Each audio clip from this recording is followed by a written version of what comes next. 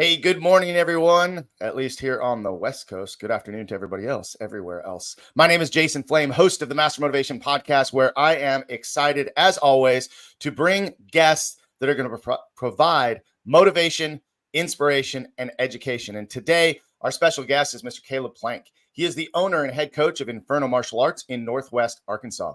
They currently have 5 locations and teach kickboxing, Brazilian Jiu Jitsu, and MMA to kids and adults. Mr. Plank is a lifelong martial artist with black belts in kickboxing, Brazilian Jiu Jitsu, and various other traditional styles.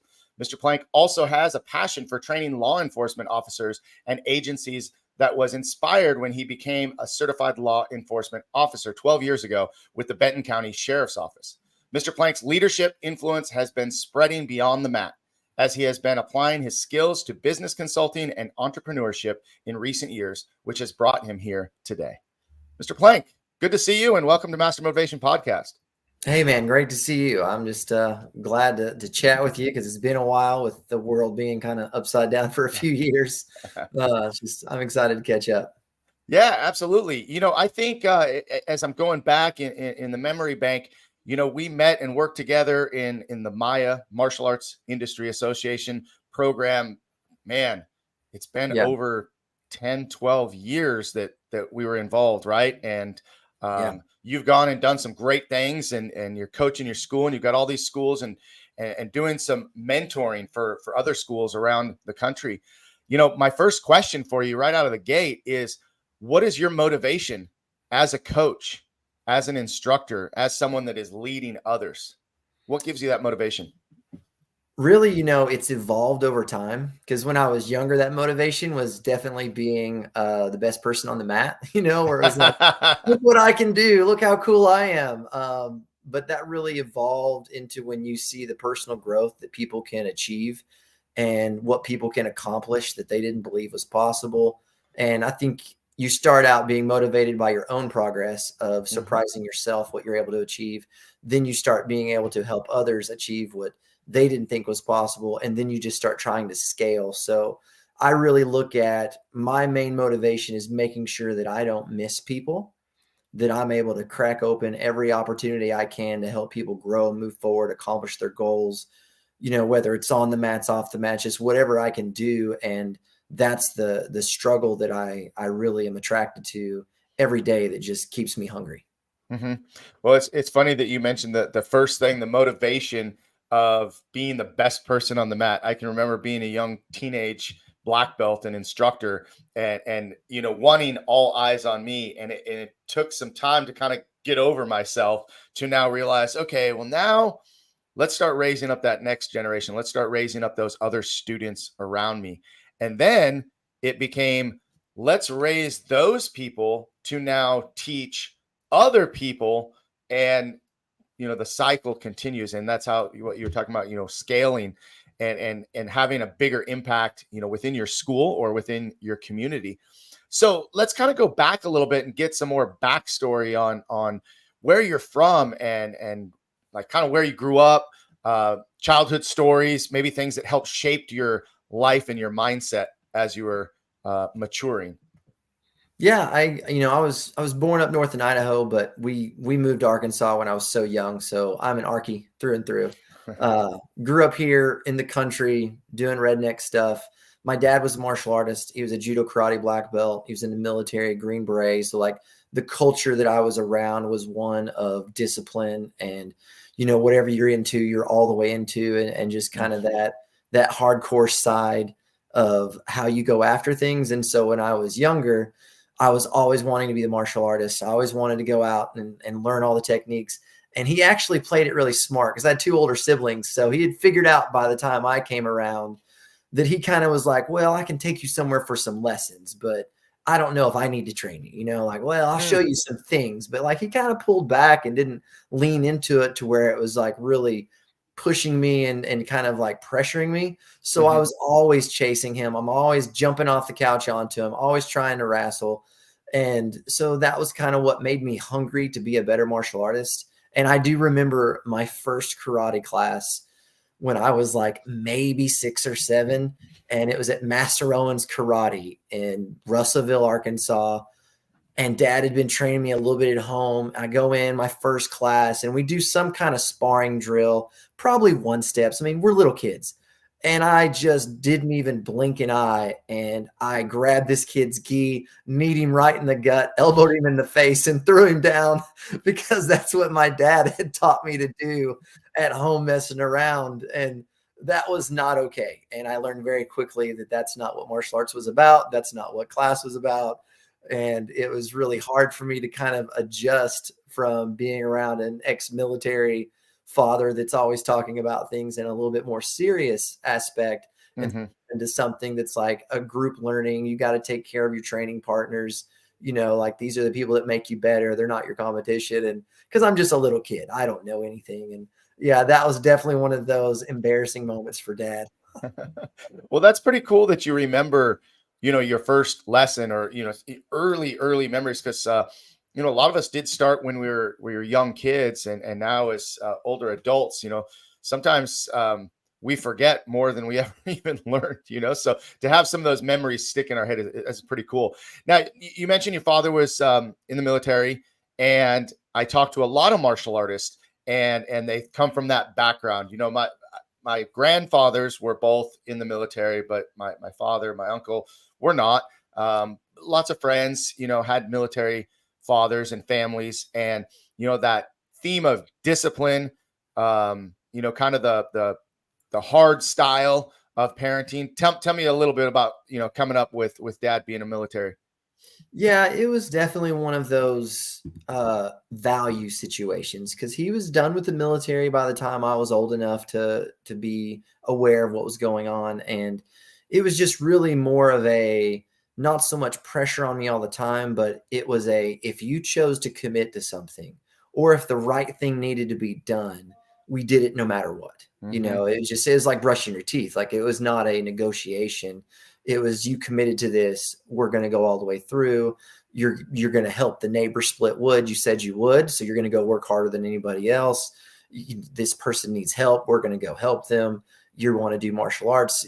We do that. You think you want to play basketball. We're going to do that, which was horrible.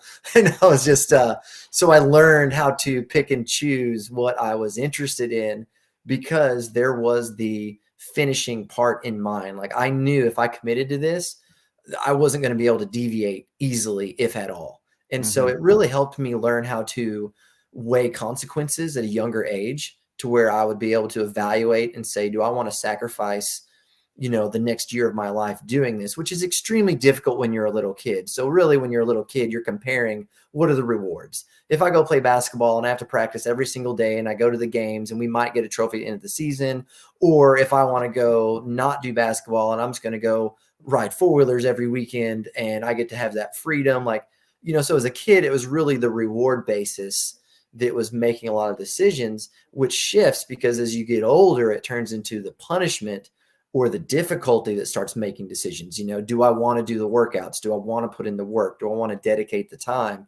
But at a younger age, it's very much the reward, like what's the end result that I'm chasing? And of course, in between the beginning and the end result, that's when the struggles come in because then you realize, oh, this is hard work. This is difficult. I should have thought of this sooner.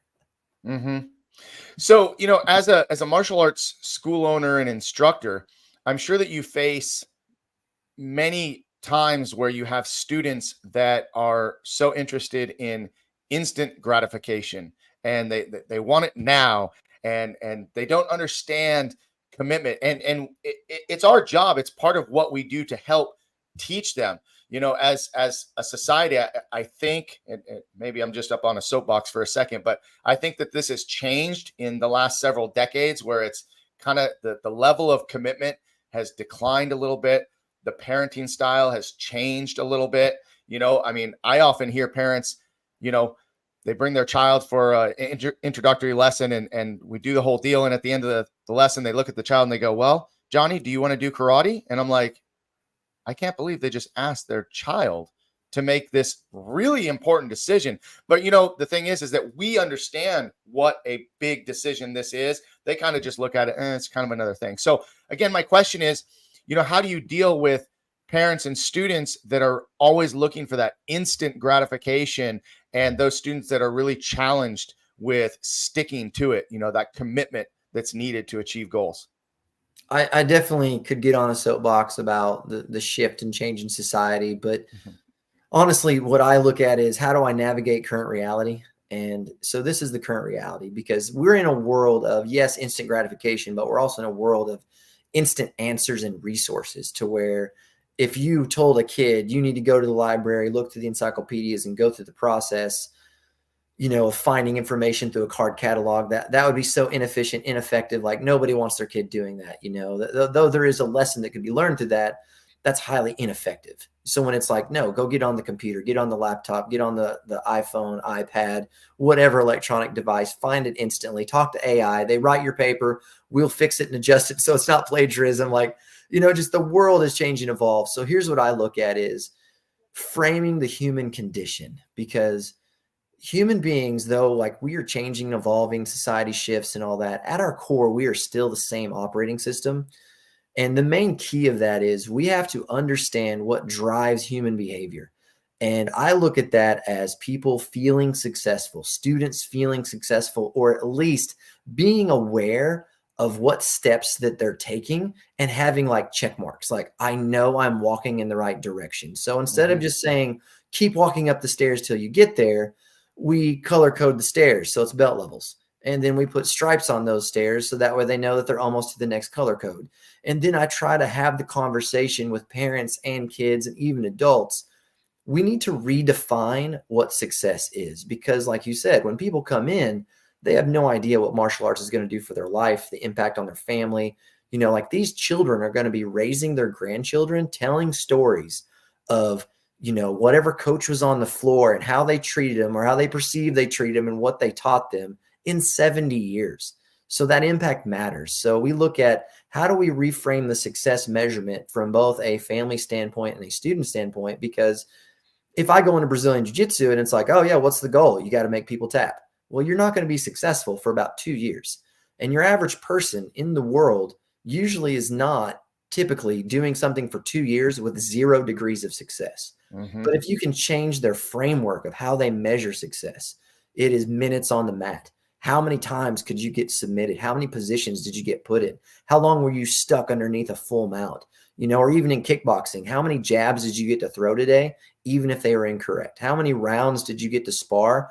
And how many hits did you take? Because when you look at people that become experts, they don't become experts by never participating in the negative aspect of their field.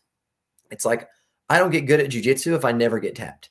Usually your highest level achievers have been tapped and put in more bad positions than anybody else. They have the reps. It's 1,000 hours, 10,000 hours, and you look at striking the same way. Well, I look at character development and emotional comprehension of the journey the same way. I need to understand that as a parent or as a support system to a martial arts student, we celebrate the resistance. We celebrate the difficulties. We celebrate the failures, to where it's like, oh man, you were not successful today. That means you were successful today, because we're trying to reframe the reward system that is typically in all other industries and other areas of our life. If you're not naturally good at something in the first 36 hours or 3 tries, you need to just get rid of it and not do it, because it's not for you. People make fun of you. You're going to get criticized. You should be the natural athlete that just goes out and is able to do a great job at no effort, which we all know doesn't exist. But that's typically what is being propagated through social media and television and movies and, things of that nature. Maybe even not directly, not saying they're the devil, but just that is a side product of what we are seeing all the time is, I should be so good at something because we're so focused on what that will attract to us. Yeah, that I love all of that, and like I said earlier, it's such a great opportunity for me to learn more about you. But I'm really learning and taking in some of the things that are going to stick. And the two things that really stuck out were redefining what success is and reframing how they look at failure and how they look at the minutes on the mat, the class time they put in. How many times did you get tapped? How many times did you get in that bad position and work your way through it? I think that's so important for students to hear. And I hope that my students will get a chance to hear this, and students from, all over the world may listen to this and think, because, Brazilian Jiu-Jitsu is a great example of not having that instant gratification. I mean, you're you're a white belt for a long time before you get to blue belt. You're going to be a blue belt even longer before you get to that purple belt. Whereas in some, and in my case, I spoke with another gentleman yesterday about the same topic, how traditional martial arts, in our case, Tong Sudo, the belt system is fairly quick. It's 3 years, 3.5, maybe 4 to earn your black belt, right? And so now everybody gets so focused in on black belt, black belt, black belt, black belt. And we forget that it's the lessons along the way, and that black belt is a great stepping stone, but it's definitely not the end. So yeah, great discussion here on this. Go ahead if you want to add to that. Well, I just like, a lot of people are real critical of traditionals of the shorter belt systems and belt ranks. And I used to be one of them. Like, I mean, that's what drove me into MMA. That's how Inferno got started. It was definitely my rebellion kind of against the traditional machine or the typical martial arts industry, because I'd kind of gotten taken advantage of, poor leadership, what I believed to be true through people I believed to be leaders that weren't leaders, that at a young age, you don't have discernment to kind of see through these people that are not what you believe they represent. But now that I get older, here's my argument is, if I gave you a black belt in Brazilian Jiu-Jitsu in 3 years, would you stop training? And that's the conversation I have with all my students is like, does it matter if you get a black belt in 10 years, 2 years, or 20 years? Are you going to stop training? Is that all you want? Because if all you want is the black belt, then why do they have degrees? Why do they have a coral belt? Why is there a red belt? Why doesn't everybody in the world stop training after black belt? Because at the end of the day, when you take the belts off, you're either impassioned by what you're doing and your personal growth and contributing to the team, or you're not. And sometimes it's taken away from you through injury, life circumstances, and you have to step away and maybe come back in a different way, different context. But I really am not as critical of the traditionals anymore, where I'm like, as long as you are not misrepresenting what you're giving somebody, black belt in this style in less than 5 years, 4 years, 3 years, whatever it is, does not equal unstoppable, beat everyone in the world. You will have no, right. If it's a reasonable expectation, it's like, this is your first step into, you've completed this cycle of curriculum. Because I can argue both sides. As I do believe integrity of rank. That's what drives me all the time. I do believe that everything should be qualitative. Like all of our testings that we run through with kids all the way down to 5-year-olds, we do a panel judge scenario where it's every judge has to do scores. We average all the numbers. There's comments for every kid. So when you're a white belt 5-year-old testing for your little white yellow belt, lucky to be able to know left from right, doing your kickboxing and a little bit of grappling, you get a quantitative card with a number with comments that's like, work on this, work on that, because I do believe the integrity of rank matters. But as I get older, I'm starting to see like the athlete, the student will kind of make of it what they want. So if you are in a style where you get a black belt quicker, that's okay. Understand that you're going to be a student for the next 20 years of your life anyway, and you're going to keep training. So it really becomes irrelevant as long as you're trying to get better and you don't misrepresent what you're trying to do. Because there's a lot of people that can't do Brazilian Jiu-Jitsu. They got fused vertebrae in their neck, their lower back, they got discs that are gone. It's just, they literally cannot do that. But you know what? They might be able to go do Taekwondo and run patterns, and stay healthy, be physical, learn self-defense of, the strikes, and, something's better than nothing. Just because they can't go be the ultimate MMA athlete where it's like, hey, I'm ready to go fight, whoever I have to in the UFC tomorrow. Not everybody can be that athlete. So, these days I'm more about the personal progression of everyone. As long as they keep trying to get better, and that's their true purpose, and it's not the recognition of what that rank should mean to them or how it should influence other people, I'm a lot more laid back. Because if Master Dream's watching this, oh my gosh, he's laughing his head off, because when he found me as a young man, this was not the conversation at all. It was drastically different. Sign the waiver. Belts don't matter. Let's see what happens in the cage. I was the most silly, most ridiculous cage fighter stereotype you ever could have found. I'm glad everybody was patient. Well, and we do learn a lot as we mature. And, for me, one of the biggest mindset shifts is when I had my own children going through my program, right? I had a very warped sense of what black belt was supposed to be as a young teenager. I didn't have kids. I didn't have a family. I didn't understand people. All I thought was, here's the bar. You're either there or you're not. And the reality is that everybody kind of has their own bar, right? I mean, there definitely is a standard and a mindset that goes with a certain level. But I mean, everybody's doing martial arts for a different reason. I mean, you've got some that are there for focus and concentration. You got some that are there for they want to get a good workout and increase their flexibility. You have some that really, really want to learn how to protect themselves because they just got attacked, or so everybody's doing it for a different reason. And you really nailed it when we redefine what success is by getting better. Getting better every day than we were yesterday, right? If that's your goal, and I like to refer to this as that white belt mindset. If we always keep that white belt mindset, whatever rank, belt, program, system, style that we're participating in, if we're just working at getting better, not only does that help us enjoy the process, but we also carry that into other parts of our life. It's like going to the gym. Like I go to the gym, and if I only set a goal of hitting whatever weight on the bench press, but I'm not really focused on, my overall fitness, I'm not concentrating on how I feel, how I look in the mirror. There's so much more to it than just hitting that number, right? If that makes sense. So, yeah, I mean, martial arts, we could probably talk a lot about martial arts and what we teach and the philosophy and all of that. But I want to go back and touch on something because we talked about your father being in the military. But you had a military dream, right? An enlistment dream that was taken away from you, to a massive chest surgery that was supposed to end your martial arts completion as well. So tell me about that a little bit more. Yeah. So from probably age 8 or 9, I knew I was like, I'm going to the military. This was it. So like, in my, ages 10 to 14, we would travel and go see friends, and dad was a little bit of a yard sale flea market kind of guy. So we'd be on the road, all this.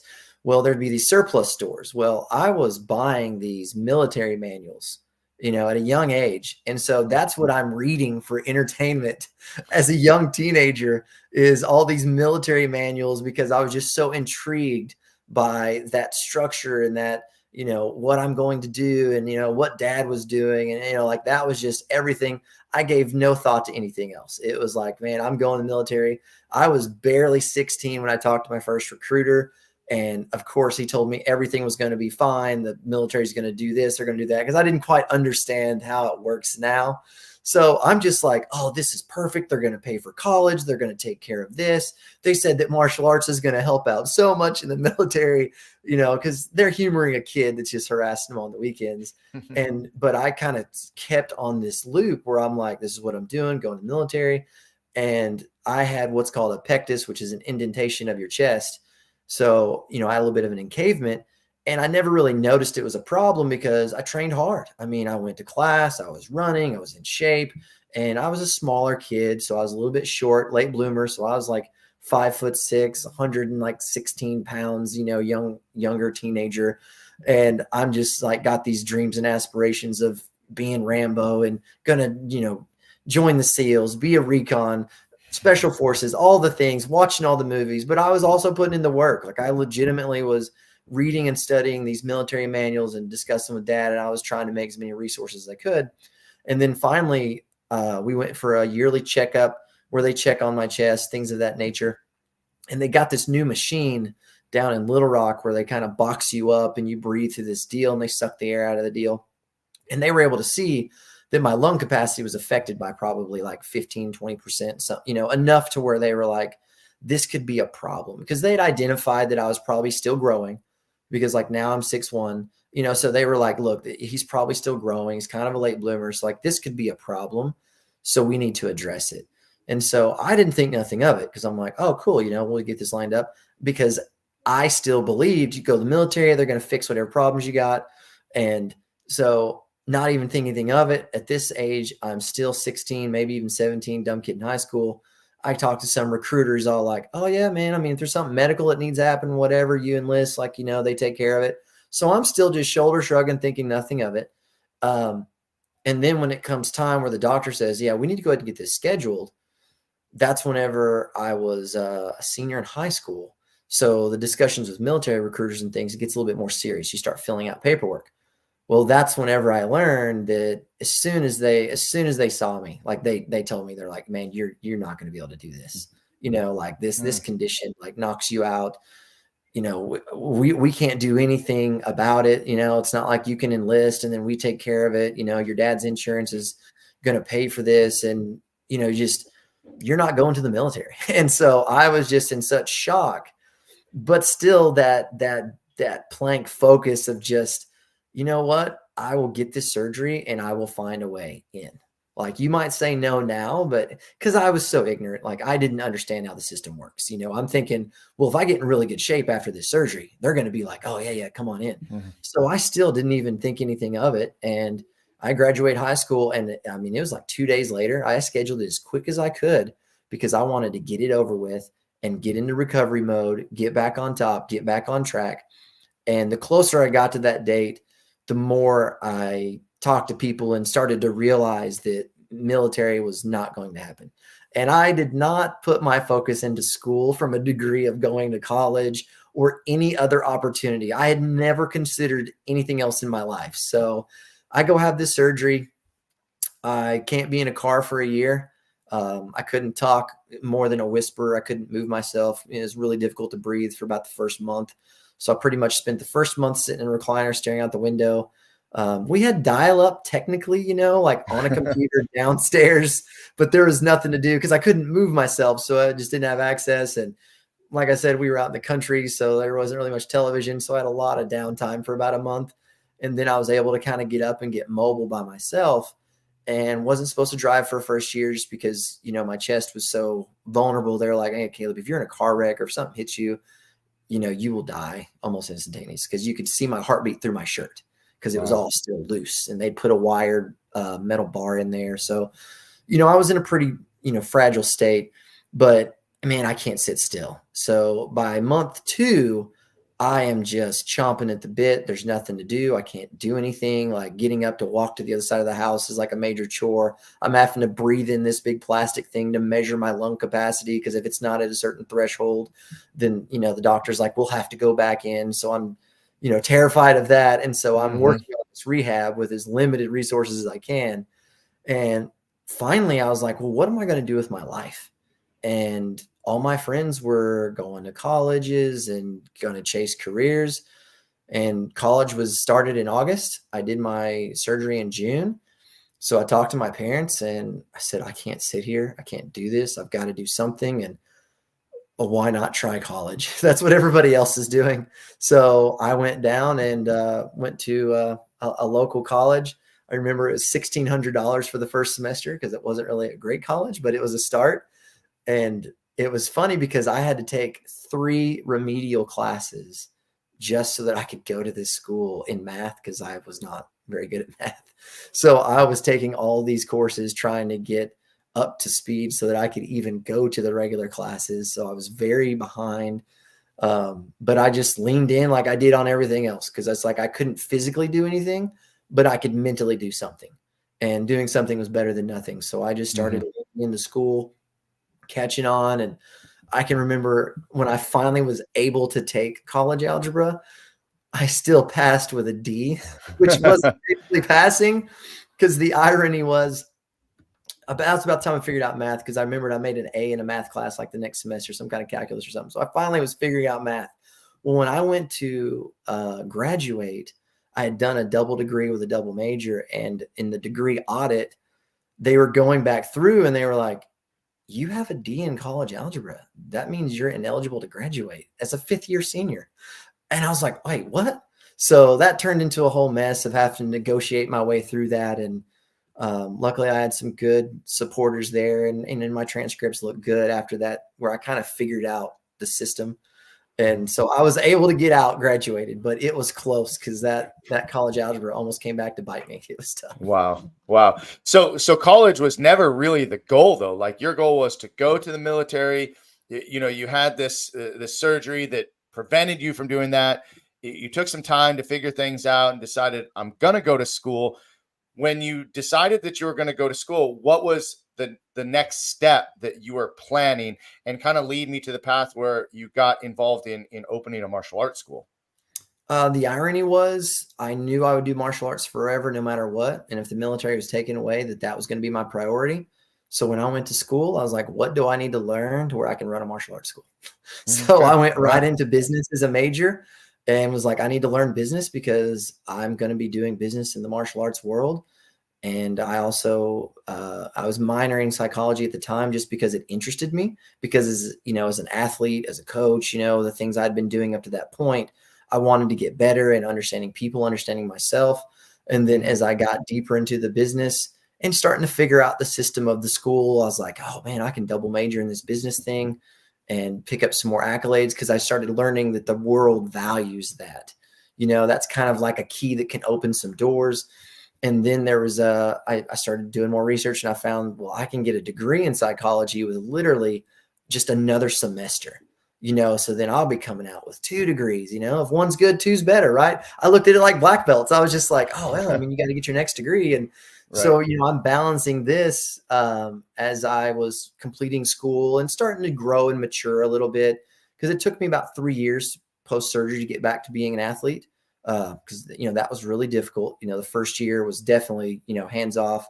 I mean, I couldn't do a push-up for almost a year and a half, and I just kept working at it. And my best friend that I'm in business with now, he's been a partner. He's the other half of Inferno, Mike Page. We've been together since about 99, and just training, and he was my training partner, and he just let me lay on him and do like the slowest Americana jiu-jitsu moves, just because I was so delicate and fragile.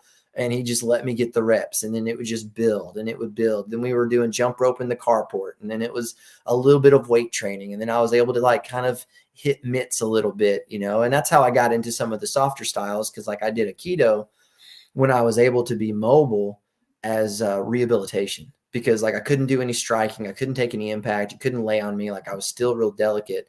So I started training Aikido because I needed to do something. And so I started training that as far as my rehab, got my black belt in Aikido, and it was a good time. And that was about the time that I was able to get back into the combat sports side of it, and the MMA and the Muay Thai and the Jiu Jitsu. And so I really put the focus on that. So about the time I was hitting my athletic prowess again, I was starting to get closer to graduating at college, had found a local job at a corporation. So I was about to actually make some money, which I'd never done in my life ever. But it was all still in preparation for a martial arts school, because I had been running a small school gym kind of on the side, or going to one, most of my life. And so as soon as I got that job where I could afford, I was like, oh, and that's how we kind of started Inferno. Is my friend's grandma had this tool shed next to her house, and we were able to rent it for $125 a month. Metal shed, concrete, no heat, no air. So we got some shag carpet out of a dumpster and duct taped it to the floor, built a heavy bag rack out of some of the nastiest, rustiest, tetanus covered metal. And, we had some fold out mats and a couple tie pads. And Inferno was born because it was like 120 degrees in that thing every day in the heat. So that's why we called it Inferno, because it was so hot. And in the winter, we had a wood stove, and we'd go down about 2 hours early, pile it full of wood, start this huge fire that you'd see going up to the stovepipe. Looking back, I'm like, how I didn't burn that poor woman's place down, I'll never know. And so once again, we're like, man, it takes an Inferno to heat it, and it's hotter than one in the summer. So that was kind of what started the idea, and then it just grew from there. Wow. Well, as I was reading some of the notes that you sent me, and you mentioned that's why it was called Inferno, was because of where it was built and how it was built and created. It's just funny how things just kind of come out like that. And I think it's really cool that you actually went to school because you wanted to have this business experience or the business knowledge, going into the martial arts industry. For myself, all I knew was I want to open a martial arts school because I love to teach martial arts. I love training in martial arts, but I literally had zero business experience, never really had another job other than teaching martial arts. My father was in construction, and he was self-employed. So I understood how being self-employed worked. And that was like a big roller coaster. And I don't know what made me really take that leap, because I knew the risk, but I also saw the reward. There's like this big risk reward. And I was always willing to take it, but I never really thought my backup plan was I was going to go to school and get a degree in kinesiology because it would help me with martial arts. But I would be a PE teacher during the day. That's what I thought. I thought I was going to be a PE teacher during the day and martial arts instructor at night. Well, I dropped out of college in my third year. I finished my AA degree with my wife. We both got same time, community college, and as soon as I transferred to a Cal State University, within like 6 weeks, I was like, I cannot do this, because I was already starting my martial arts school out of a rec center, and I'm just like, I got to choose one. I got to go this way or go that way. And I'm like, well, I'm going with the school. But, it was 10 years in owning a martial arts school before I ever learned anything about business at all. That's actually how I got involved in the Martial Arts Industry Association and became a client of theirs. So, going in, no clue on any of it, like literally learning things as I went. So tell me a little bit about some of the struggles for you. Although you had the business experience, within 90 days of getting into a location, you had some challenges.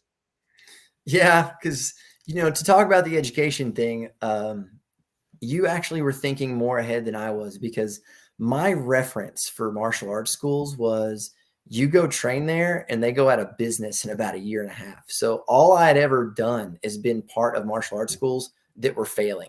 So when I went to school thinking about business, it was not, I'm going to have a successful school that pays me money and I'm going to have a career and we're going to do all these things. I literally was like, well, I'm at least going to learn, how do you keep it from closing? So this was like a minimalist standard, like getting a stripe on a white belt, not what kind of black belt I'm going to be. So I definitely was not sitting back like, oh, we're going to build this empire. I literally just was thinking nobody can keep a martial arts school open, because there was no martial arts schools where I grew up that ever lasted beyond anything. Everybody had full-time jobs and they taught in the evening. Like he was a grocery store guy. Another one was a cop. Another one worked at a furniture rental store. Like I had never seen somebody that taught martial arts full-time for a living. So when I was in school, I was thinking lowest common denominator, I will learn business so that I can get a job anywhere. And then maybe I can keep the martial arts school from closing, which when we get to the tool shed, that's why we were in a tool shed. I'm like, well, I don't have to worry about this closing. Like we're good. And we were happy. Well, then I was traveling for work and my buddy Mike calls me, he goes, Caleb, there's this building on Main Street. Now, Main Street, Clarksville, at that time, maybe 8,000 people. The best job in town was at the distribution center, making like $13 an hour, and you'd made it. So like our understanding of success was very skewed. And so Main Street, Clarksville sounds like a big deal in like a city or a metropolitan area. Not a big deal here. And so we go check it out. And I was like, you know what? Let's do it. It's time that we just make our own thing. So we go down. We spent probably a month cleaning it out. We did all the work ourselves. We bought carpet this time to duct tape down. And we even bought the nice masking tape that was the same color as the carpet. Like we were classy. And we spray painted the bag rack that was all rusty and tetanus covered. So, we were making improvements and we got it open and we were like, man, we have a martial arts school. We were excited because we were young and we didn't know what we were getting into. And these letters started showing up at the martial arts school. And I didn't know much about taxes and real estate. Like I didn't know hardly anything. But one of the letters, it had rained real hard. And so the mail got wet. I bring it in and I'm trying to dry it out. And one of the letters was some kind of auction letter or something of that thing. And I'm like, what's this mean? So I called a friend and she was like, Caleb, that building's going up for auction in like 2 weeks. So somebody else is about to own that business and it's going to be gone. And all I was thinking is all the time and money we had spent in opening the school. We're barely 90 days into it. We painted the signs on the windows because we couldn't afford vinyl stickers or lighting. I mean, everything was just homemade and we put so much effort into it. And so I was like, what do I do? And my friend's mother, it was actually a girl I was dating at the time, but my friend's mother, she helped me go to a real estate auction in my early 20s and win a real estate auction to own this building on Main Street within 4 months of being open for business. Had no clue what I was getting into, didn't know much about anything on commercial real estate. I mean, it was only like $66,000, but when you're a young kid that barely has a new job, I mean, I was just a lot of faith, but won the auction. We now own the building. We expanded to the back half. So now we had like 4,000 square feet, which when you're young in martial arts business, the more square feet you have, the better you are. And so we were just like, oh, super excited. And that's just kind of when our school became commercial by traditional standards. But at the same time, we're still a small building in a small town, but that's when it became more of a business. And we were like, man, we have to pay bills. Like we have to pay for a mortgage. There's insurance, and there was expectations changed. When people show up to a tool shed to train, that's kind of a different thing when they actually get to park in a parking lot and show up and train. So it started changing for us then. Wow. Well, that's a pretty cool story to tell. I mean, how old were you? You say you were young. Maybe 22, 23. Wow. Yeah. And so you own that building at 23. Yeah. Yeah. It might've been 24. I might've been 24, but it was close, like early 20s, before 25. I did own a house because the same acquaintance had talked me into buying a house, like not even 6 or 8 months before then, because it was one of those, because she's a real estate professional. And she's like, Caleb, the best advice I could give somebody is to buy a house as quickly as you can when you're younger. And of course, my parents were like, hey, that's a smart move. Just make sure you can afford it. So I bought something kind of small, quaint, and I got a good deal on it because real estate, it's all about who you know. And so then I was able to leverage that with the commercial real estate deal that was coming up because it was the same banker. Just a lot of blessings that I couldn't have planned. It wasn't like I was sitting back, I'm going to calculate and do these things because, like I said, I went to college for business to keep the school from closing, not to make money, not to make it successful. I did the real estate thing because somebody that I respected and was smarter than me said, you should do this. And so I shoulder shrugged and said, okay. It was just like my coach being like, hey, go in there and try to throw the double jab switch kick. I'm like, okay. So I just kind of followed orders and it put me in a good position, a little bit of faith, a lot of hard work. And so then we owned a school in a small town and we ran that solid until we kind of ran into the next struggle, which was you're running a school in a small town and you want growth. You want more, you want expansion. And that's whenever, Ashley Sparks, because he's my other partner. And he'd been with us since the beginning as well. And he was kind of hinting at that. And I'd already been thinking about it. And Sparks was like, you know what, maybe we need to move somewhere else. I said, okay, let's go. And that was in February of 2008.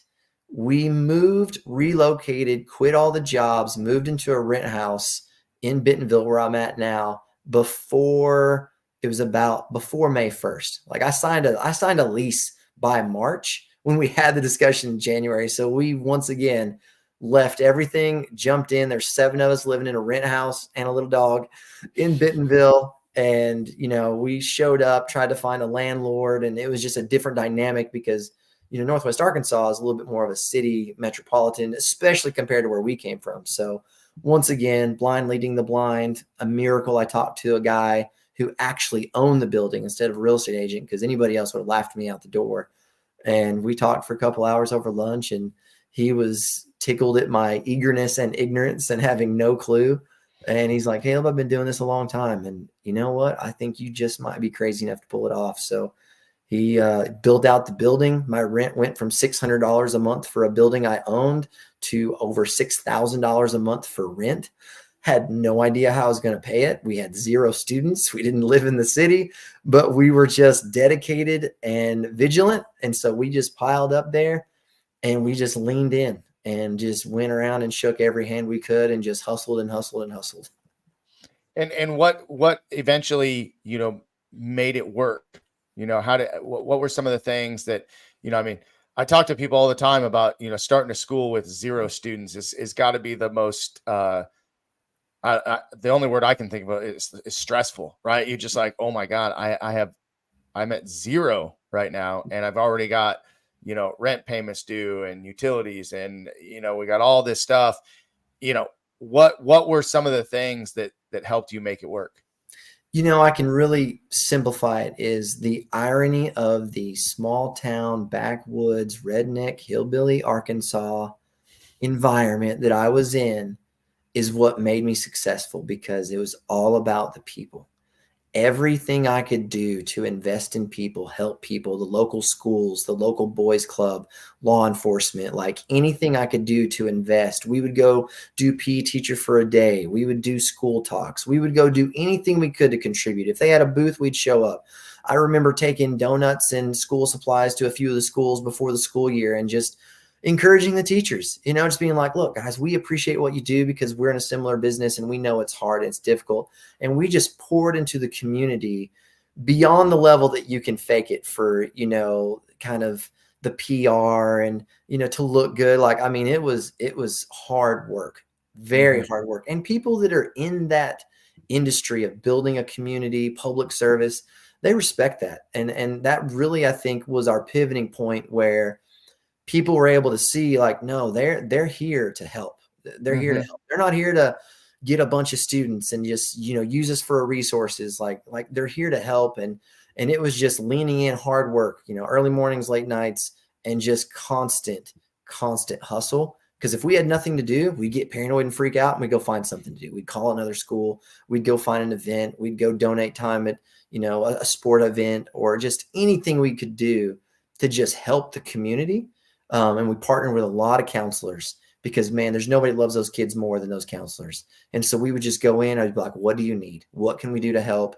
Just tell me anything we can do to contribute. And that created a lot of relationships that earned some trust, where people are like, no, you can trust this place. Yeah. So that really is what it comes down to.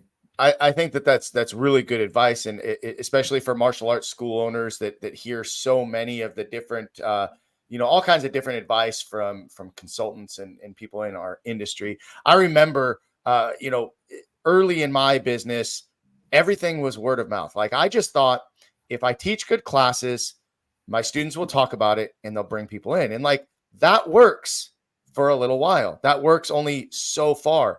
And then I getting involved again, talking about getting involved with Maya and having a coach and consultant.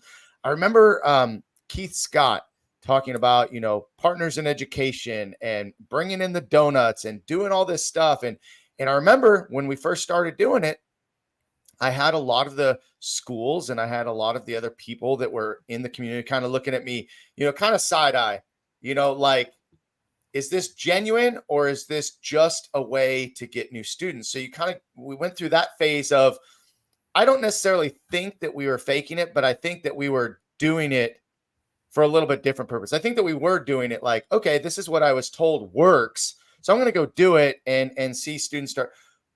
But like you said, when you start kind of leaning in and, you call it, backwood, hillbilly, I'm in Moore Park, California. We've got 34,000 people, small little town. Listen, there's places like this all over the country, right? Where that small town community, that tight knit family atmosphere where everybody knows everybody. Like we like to joke and call it Mayberry, but there's something to that. And there's something about that that's so special and so unique, where you can go out and shake hands and meet people and get involved. And it really wasn't until the last decade that, my wife and I were getting involved with service organizations, the Rotary Club, the Chamber of Commerce. Well, we really became a true partner in education, not just in bringing donuts but actually putting our money where our mouth was, and sponsoring and stepping up and donating. And really, when we started donating our time, just showing up and being there. I mean, I can't tell you how many times I've been on a school campus to do a jogathon and just to kind of coach and have fun and seeing all my kids out there.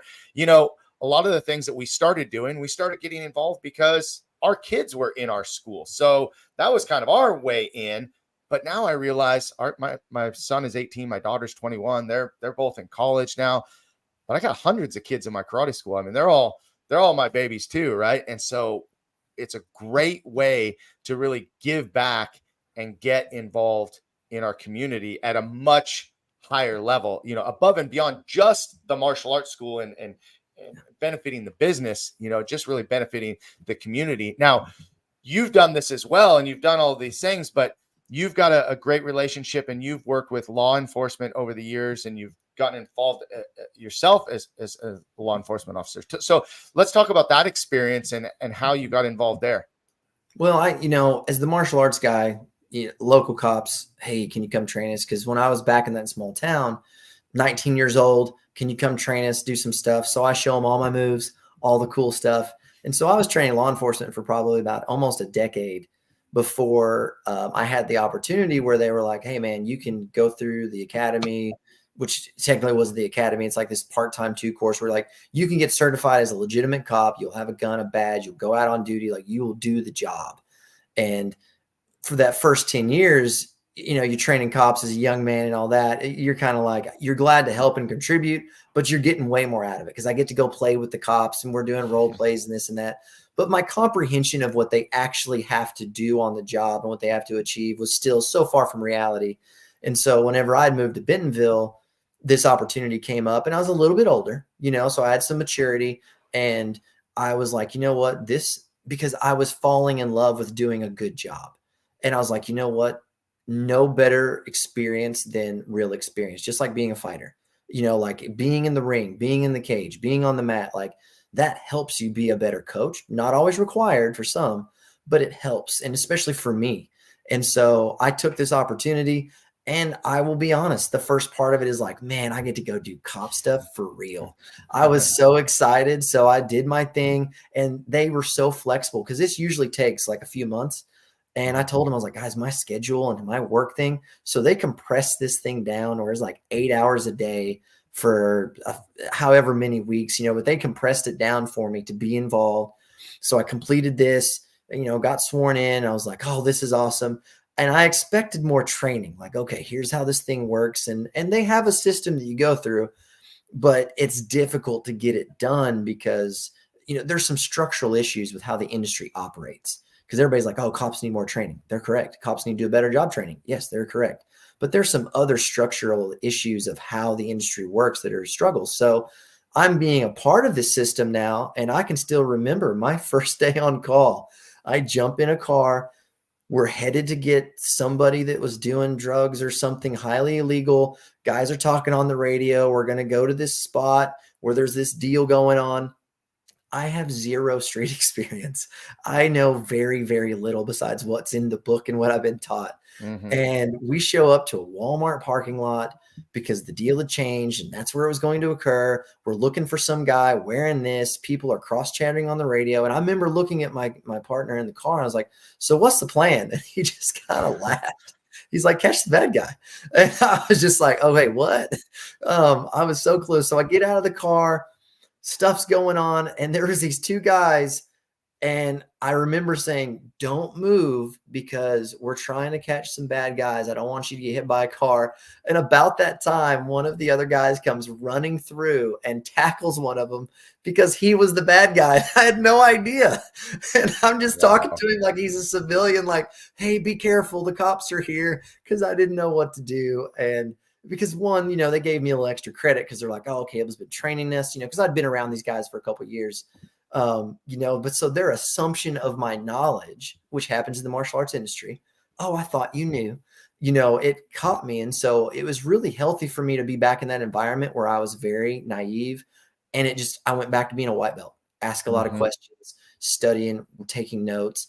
And I can tell you that everybody that thinks they understand being a cop, being in law enforcement with, scenarios and situations that involve, lethal force and things of that nature, they don't understand. You can't replace the moment, because in my youthful arrogance, I was like, well, I was a cage fighter and I fought before. The adrenaline spike should be pretty close. Yeah. Not even the same. It was a whole different gear of learning to cope with that and the weight that has on you in a high stress environment where you have to make a lot of decisions with a lot of different variables.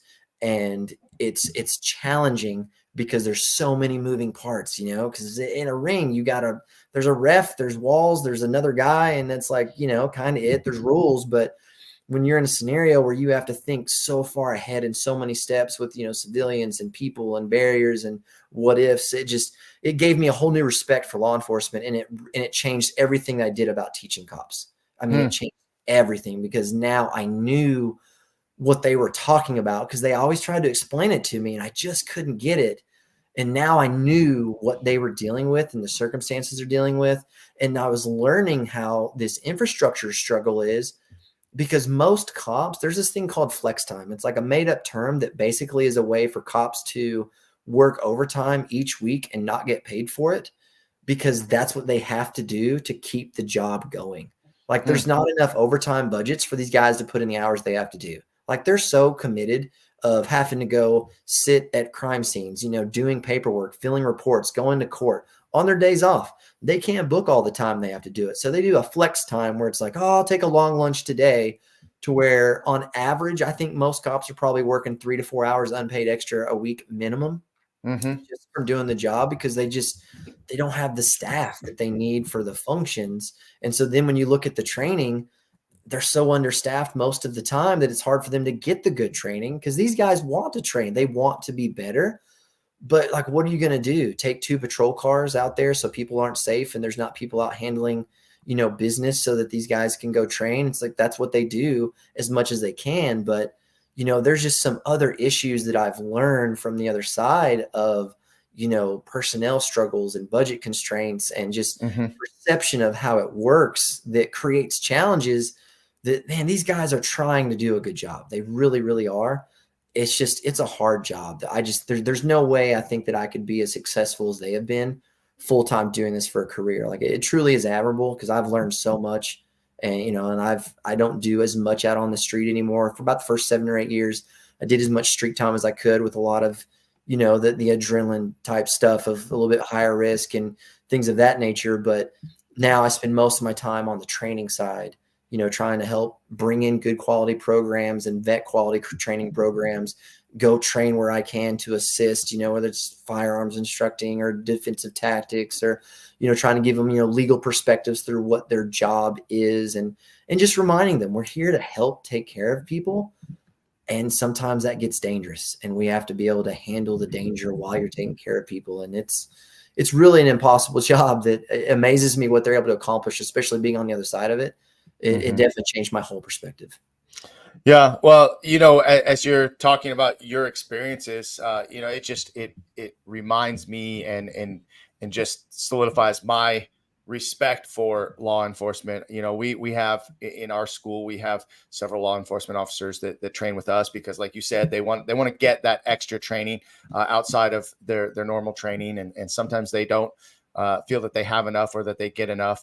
But I never really understood, I don't understand all the ins and outs, but I'm learning as I talk with them, and what their wants are and what their needs are. And there's just so many crazy things that go on and things that happen that, you're 100% correct that you can never really simulate what one of those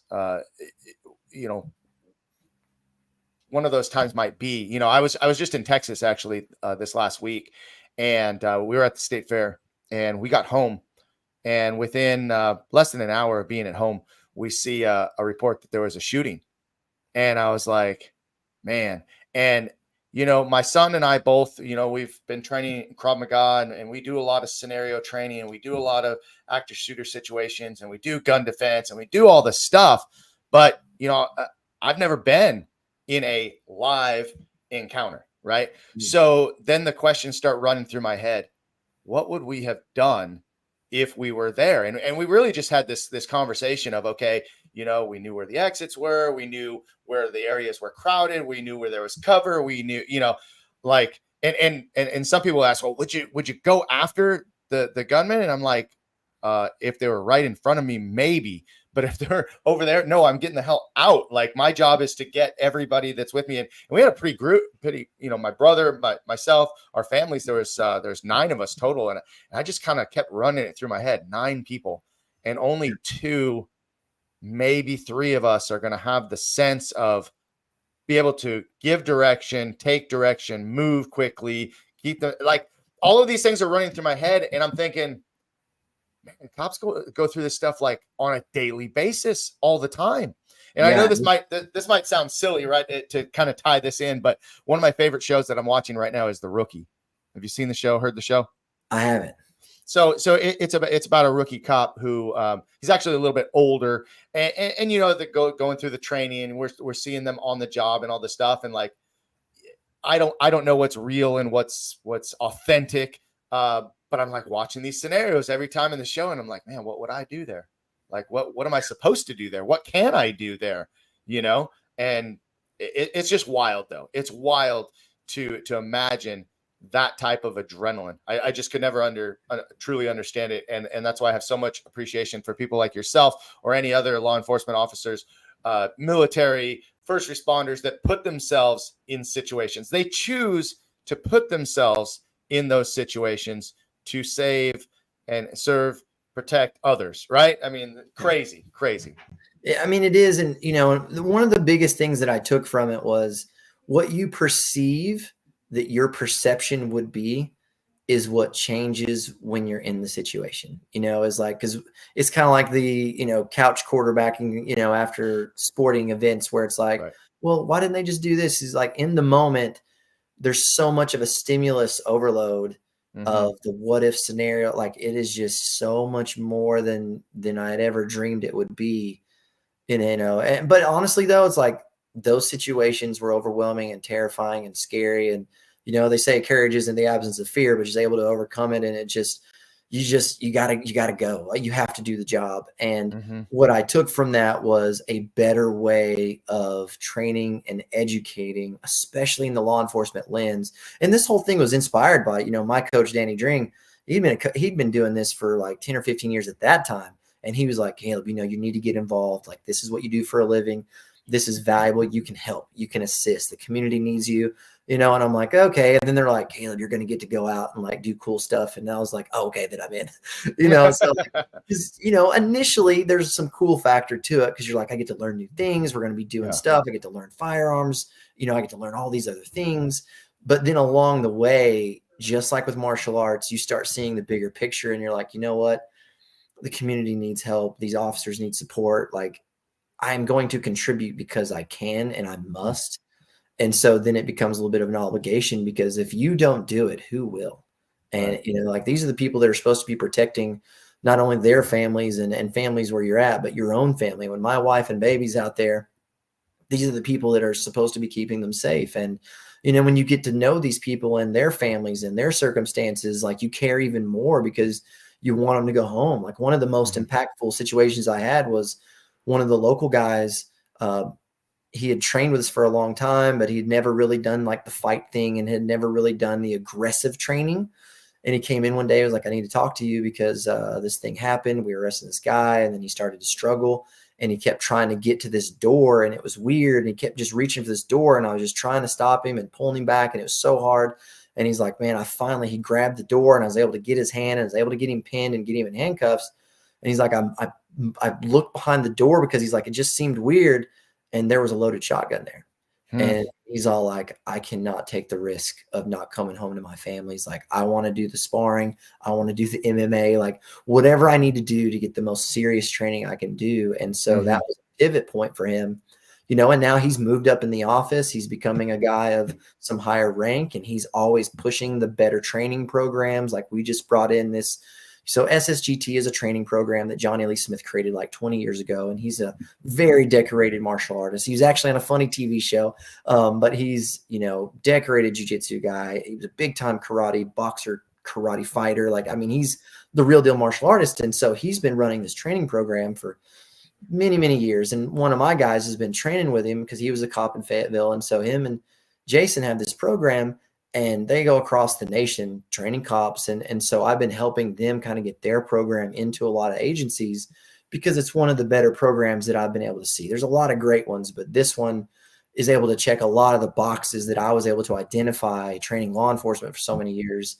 This meets a lot of needs. They have a board of directors that has cops on it, lawyers on it, former judges, like their vetting process for everything they do is very high level and it's very structured curriculum. So it meets all administration needs whenever you're trying to let the people know that these cops are learning how to help people protect themselves, protect others, just above approach versus, oh man, here's this cool t-shirt with a cool logo on it. We're going to train some cops. And so partnering, with him and just supporting what he's trying to achieve has really helped me because I'm just able to get more resources to other agencies and these cops to where it's like, this is an opportunity for you to get better training that can help, protect yourself and those around you way better, getting out of the beat people up to do cop stuff. Like, you don't need to do that, like Tom DeBlas is very vocal right now about cops getting training and he's very proactive with his program. We're friends and I support what he's trying to do to get people engaged and involved to learn better techniques and opportunities to protect the people around them. including sometimes people you arrest, because I mean, stuff happens to everybody, and you got to be able to just keep people safe. And when you say that, it seems so simple. Just keep everybody safe as you're out there doing the job. And that's what's so amazing, to where I'm like, I just don't see how these guys do it. It's astronomical, but it's been a good education for me. Well, I think that that's awesome that you've taken, your skills in the martial arts to, again, better serve your community by serving those that help protect the community. So amazing job. Good for you, and keep it up. We're well over an hour today, and I want to be respectful of your time and everybody else that might be watching. Hopefully, if you didn't get to watch this live, you come back and check it out on a replay. But my last question for you, Kaleb, is what is your greatest failure that you've experienced, and how has it helped you grow? Man, that's an easy one for me, because my greatest failure has been the pride and ego of being a martial artist and trying to fit people into what my box of success was. Because I think about how many people I've missed in my lifetime of influencing and inspiring to do something better and bigger, because they weren't up to my standard. They weren't falling into my box. What I believed was the only thing that mattered wasn't really the only thing that mattered. Being able to see life from their perspective, or their struggles from their perspective. Why can't you just push harder, punch harder, run faster? That's really the greatest thing that keeps me awake and drives me on the daily, is there's people in this world that I had an opportunity to inspire and influence, to make better, to impact them in a positive way. And I missed them. And I can admit and know that it was probably my own pride and arrogance and ego that made me miss them, of not being flexible enough, not being understanding enough, not realizing not everybody can be a tough cage fighter. Not everybody has this skill set of understanding how to take people where they are and help them grow from that position. Because like we had talked about rank earlier, about keeping it, valuable, and integrity of rank. I tell people rank usually is two main things. It makes up, like, there's hundreds of things that make it up, but it comes down to two core principles. It usually is, one, the relationship of me to you as an instructor to student, because there's value in that. And it means more to me giving somebody rank than almost anything else in my life. Like, I value that above all things. But two, it's a reflection of where you started and how you're progressing. It's all about your personal movement, because for a super athlete, they got to work extra hard to move because their baseline was so high. For somebody that comes in that just can't walk and chew gum, that was not an athletic, gifted person like myself. I was so terrible at martial arts for so many years. Like, it's helped me be a better coach. And so I just think about how many people that I missed because I didn't understand that well enough. And that's what drives me right now to inspire my instructors, even my students, to be a helper. Be a helper, because you never know what people are walking through, and you need to be that voice of hope, because you never know when it's somebody else's moment. Most people have moments in their life where somebody said something to them, and it just stuck with them forever. You go back to that person and you bring it up, and they just stare at you and they're like, I have no idea what you're talking about, because for them, it wasn't a moment, but for you, it was. So I'm always reminding people, just, you never know when you're somebody's moment. So be the right moment. Well, I love the fact that you are humble enough and allow yourself to be vulnerable enough to admit that there's people you missed, right? I mean, because of ego and because of your own arrogance. And listen, anybody that's a martial artist, if they can't really look in the mirror and remind themselves that that's happened to all of us, man, I'm right there with you in so many times that I wish I could have just put my own thoughts aside and really poured into someone else because they needed it most. So many students that we lost over the years that we thought weren't good enough, weren't strong enough, weren't tough enough. We weeded them out. And those are the ones that needed it most. I mean, what a huge, huge loss for us to have an opportunity to pour into them. But what I really loved most is, and this is what I want to end with, is being a helper. Go out there and be a helper. So for those of you watching, thank you guys for watching us live and listening to Kaleb and I chat and catch up over this last hour or so. But go out into your community, whether it's with your family, your martial arts school, in your community, as a whole, and be a helper. Find a way to be a helper. Great job, Kaleb. Thank you so much. Appreciate you being on the show, and I look forward to catching up again very soon. Absolutely. Thank you. All right, guys. Thanks a lot. And make sure to go to YouTube and subscribe to Master Motivation Podcast. Do us a favor, share the video as well. And we'll see you guys on the next one. Take care.